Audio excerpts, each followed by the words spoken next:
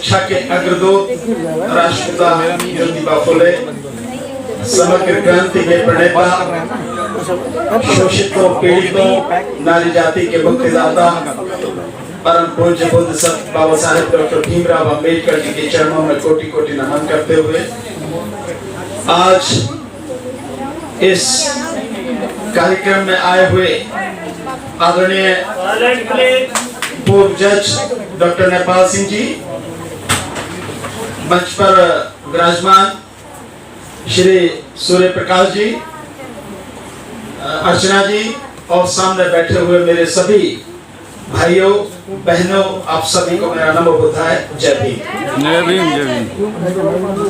सबसे पहले आप सबको बुद्ध पूर्णिमा की 2667 बुद्ध पूर्णिमा की आपको और आपके माध्यम से, मीडिया के माध्यम से सभी साथियों को बहुत बहुत बधाई, बहुत बहुत शुभकामनाएं। साथियों, जितना कुछ बोला जा चुका है, अगर वो भी हम समझ लें और अपने जीवन में अमल में ले आए तो मैं मानता हूं कि कुछ और बोलने की जरूरत नहीं है। आदरणीय डॉक्टर नेपाल सिंह जी, मैं मानता हूं कि यहाँ जितने भी लोग बैठे हैं शायद सबसे ज्यादा विद्वान और बुद्ध की शिक्षाओं के विषय में बहुत अच्छी तरह से बताने में वो सबसे समर्थ व्यक्ति हैं और उन्होंने बताया। बहुत खुशी हुई, बहन अर्चना जी ने भी बहुत अच्छी तरह से बताया, समझाया। लेकिन कई बार हम लोग जो है अधीर हो जाते हैं और तथागत का धर्म धीरज खोना नहीं बताता। अगर हम किसी ऐसे कार्यक्रम में आए हैं तो अंत तक सुनना चाहिए, नहीं तो हमें चले जाना चाहिए, कोई उसमें दिक्कत वाली बात नहीं। आज आप एशिया की सबसे बड़ी बार, दिल्ली बार एसोसिएशन, उसमें आज बुद्ध जयंती मना रहे हैं, बुद्ध पूर्णिमा का कार्यक्रम मना रहे हैं, तो ये अपने आप में बुद्ध धर्म की, तथागत के धर्म की ताकत है, बाबा साहब डॉक्टर अम्बेडकर के पुण्य कर्मों का फल है। अन्यथा आप समझते हैं कि, और आज इस समय जो माहौल चल रहा है आप उसको देख ही रहे हैं। मैं बहुत ज्यादा नहीं, 5 मिनट का समय है बड़े भाई अय्यर सिंह जी का, तो मैं 5 मिनट में बहुत छोटी सी बात कहूंगा। साथियों, मैं बीए में पढ़ता था, तो मेरे घर में मेरे बुजुर्ग पढ़ते होंगे, मेरे पिताजी पढ़ते होंगे, बाबा साहब की लिखी हुई किताब थी बुद्ध और उनका धर्म। तो मैं क्योंकि बीए में पढ़ता था, थोड़ा समय मिल गया, तो एक बार वो किताब मुझे दिखी, मैंने वो किताब पूरी पढ़ी, शुरू करी तो पूरी पढ़ी मैं, और उसको पढ़ने के बाद ही मैं समझ पाया कि बाबा साहब डॉक्टर अम्बेडकर ने हमारे लिए कितना बड़ा काम किया। तमाम बौद्ध साहित्य जो भी जिस तरह का भी था, उसकी सारी कमियों कमजोरियों को, सारी भ्रांतियों को खत्म करके हमें ये ग्रंथ दिया, बुद्ध और उनका धर्म, ताकि हम बुद्ध को और उनके धर्म को अच्छी तरह से सही अर्थों में समझ सके। आप अगर देखते हैं तो शुरू की जो प्रस्तावना है उसमें हर चीज बताई है, कुछ भी ऐसा छोड़ा नहीं। उस समय तक जो भी उपलब्ध था बाबा साहब ने सब पढ़ा और उसको पढ़ने के बाद हमें दिया, हमें बताया। उसी से समझ में आता है कि बुद्ध और उनका धर्म है क्या।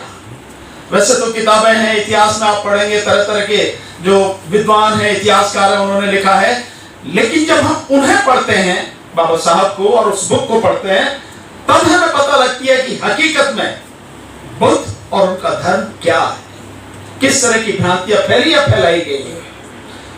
और उससे भी ज्यादा धर्म हमें समझ में आता है, या यूं कहें कि धम्म हमें समझ में आता है जब हम विपश्यना करते हैं।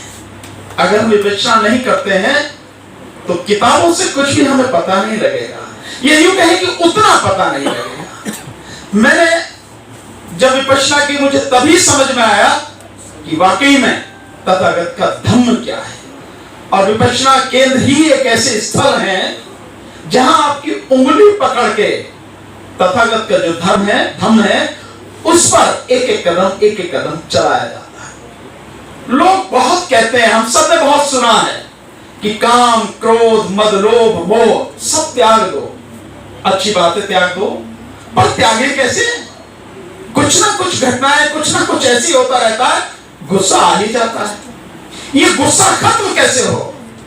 ये तथागत का धम्म है जो आपके मन से, आपके अंदर से तमाम क्रोध को निकाल देता है।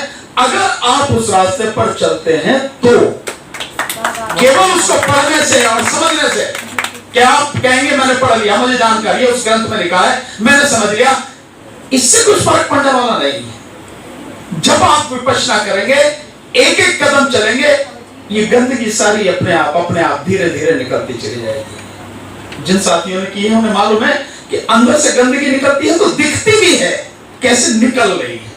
इसके अलावा लोग कहते हैं कि लोभ नहीं करना चाहिए, बिल्कुल सही बात है, लेकिन लोग छोड़ नहीं पाते। हम जैसे वकील हैं, यहाँ पे हमें सारे साथी, मोस्टली साथी वकील हैं, अगर कोई क्लाइंट आ जाए, फीस लेके आ जाए, तो हम कहेंगे पहले बाकी चीज बाद में करेंगे, पहले फीस लेके जेब में रखो, पैसे बाकी बाद में। ये जो चीज है, ये जो लोभ है, हम इससे कैसे मुक्त हो, वो रास्ता तथागत ने बताया। हमारे अंदर से तृष्णा, हमारे अंदर से जितनी भी बुराइयां हैं, ये सब कैसे निकल जाएं और कैसे हम मन से पूरी तरह से विशुद्ध हो जाएं। जैसे अभी आदरणीय डॉक्टर नेपाल सिंह जी ने बताया ना, से चित्त परियोदपनन, जो उसमें बताया ना कि एक बुजुर्ग महिला तथागत के पास आई, उनसे पूछा कि भाई हमें तो धर्म बहुत सीधे शब्दों में समझा दो, ये बहुत ज्यादा प्रकांड विद्वानों की बातें समझ में नहीं आती।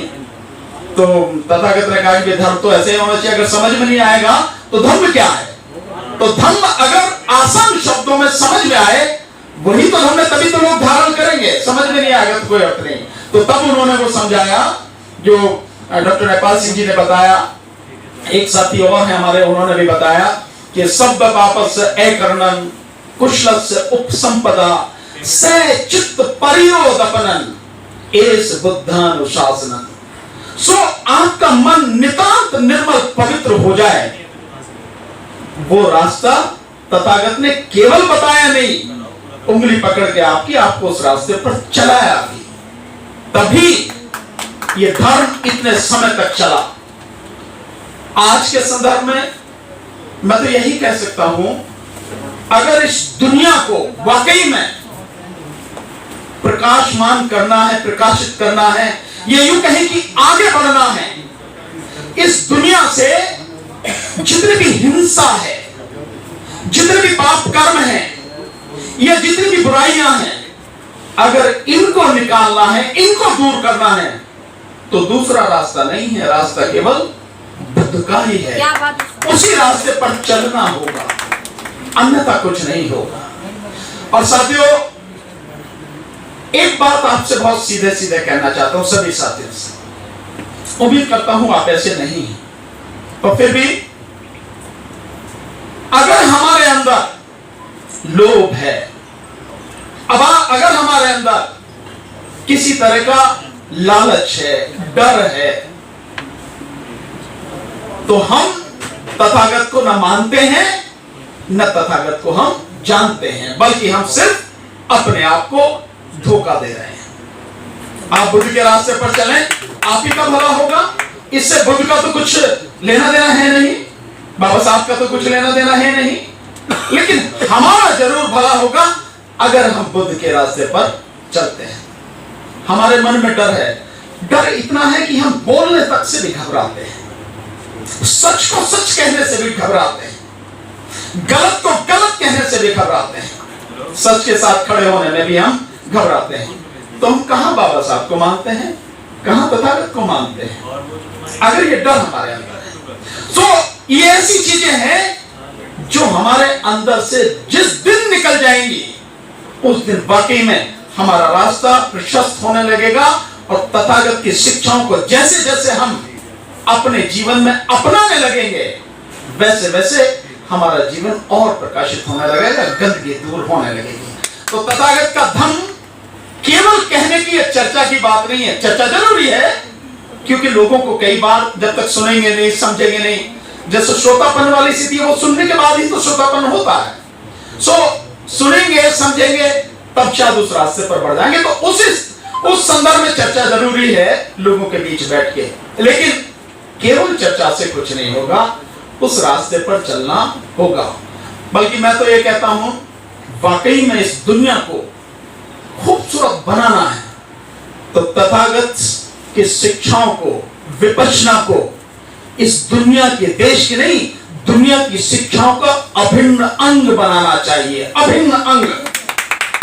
और बच्चा जब तीसरी क्लास में हो, तीसरी क्लास के बाद से चौथी क्लास में हो, तो एक घंटे, आधा घंटे वो शुरुआत कर देनी चाहिए। और जब बच्चा ग्रेजुएट होकर निकले तो पूरी तरह से विपश्यना में पारंगत होकर निकले, अपने आप तमाम गंदगी उसके अंदर से निकल जाएंगी, उसे कहीं कुछ आपको बताने समझाने की जरूरत नहीं पड़ेगी।